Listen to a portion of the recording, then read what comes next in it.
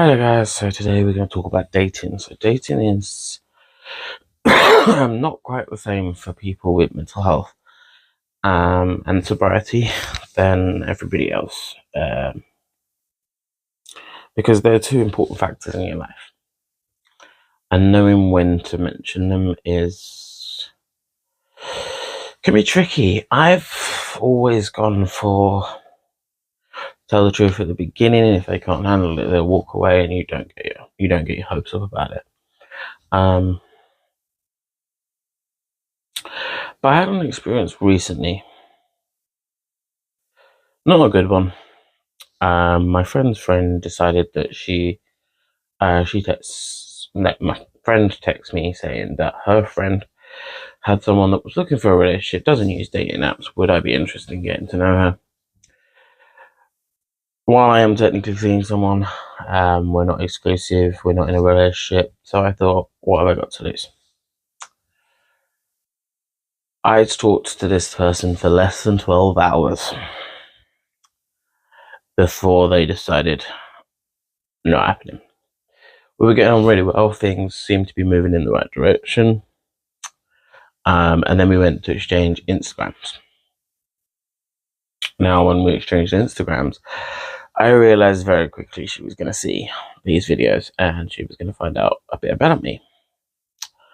So I decided to tell her the fact that I have anxiety and depression.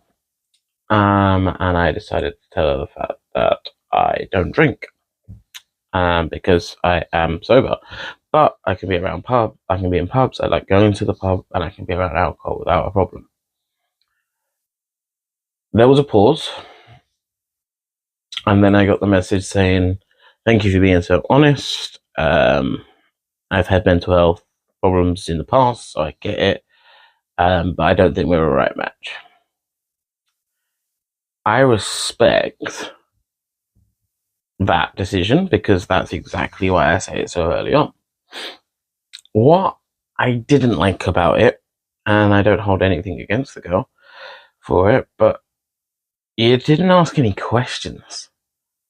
Just because I've had mental health issues and I've suffered with anxiety, I suffer with anxiety and depression, and I'm 11 months sober, doesn't mean that that's automatically a red flag. It might be for some people, but it shouldn't be. It just means I've gone through some struggles, and I might have some bad times. But you could at least ask where I'm at with it. Like, am I in a good space? Am I working on my mental health? Have I become a better person? There's millions of questions that you could ask. Like the other person that I'm seeing, and I have been for a month and a half or so now, their first question after I told them was, "Oh, are you in a good place now?"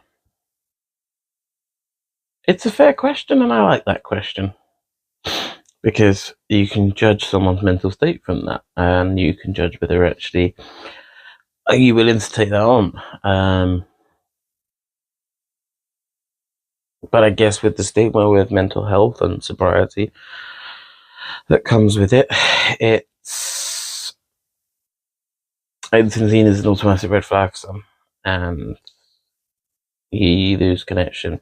Now, this event did not affect me because it has happened a few times.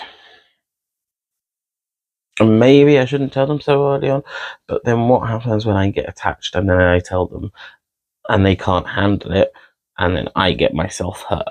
That's the problem. Please tell me in the comments when you think the right time to tell someone is. Do I let them get to know me and then tell them, and then it's a problem, and then they're pissed off because they've wasted their time? I prefer just to get it out of the way straight away. Then they can make an honest decision. They're informed, and you don't waste your time with it. But I don't think it's an easy decision to make. But if someone's open and honest with you, at least give them a chance. give them the benefit of the doubt that they're in a good place and ask questions. I know I'd prefer that. I don't know about other people out there, but I know I'd prefer that.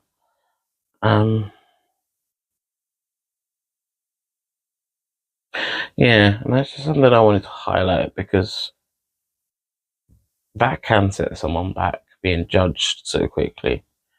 I remember when it first happened to me, it's hard. It actually happened on a first date because I left it to the time when we met up to actually tell them those sort of things. And this is why I get out of the way on WhatsApp now because I'm just like, look, let's just tell you this now. Maybe I should have waited a little more than 12 hours, but as I say, we were exchanging Instagrams, hadn't even thought about it, and it suddenly just clicked, and I was like, if she follows me, she's going to find out this stuff. And she might ghost me. Like a lot of people do now. That's not me in general. I mean, people ghost. People are too scared to actually fess up to someone that they're not the right match or they're not the right person for you. And it is horrible and cowardly. Even if you send the message and then block them, but at least tell them you're not interested. Don't just disappear. But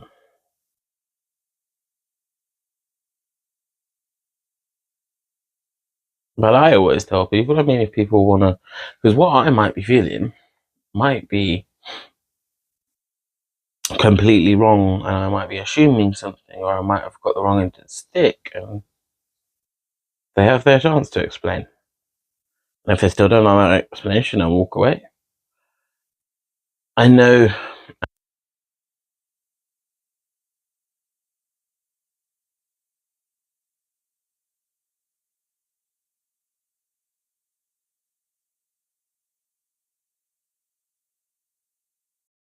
Hello guys, sorry about that. My mic cut out at the end there, but basically what I said, I know some guys can be dicks and can't handle rejection very well, and also some girls can't too, and they get very bitchy and catty about it.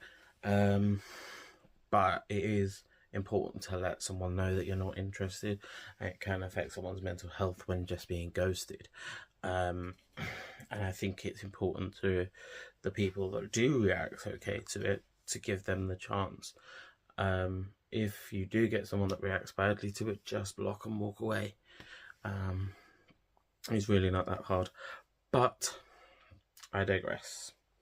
So, yeah, I like to have my 2 cents on experiences that come up for me. So this was one of them. I know I have done dating before, but I will continue to repeat topics if new things come up for me, because I do like to share my journey. Anyway, I hope you're having a great day and a great mental health day, and I'll speak to you guys soon.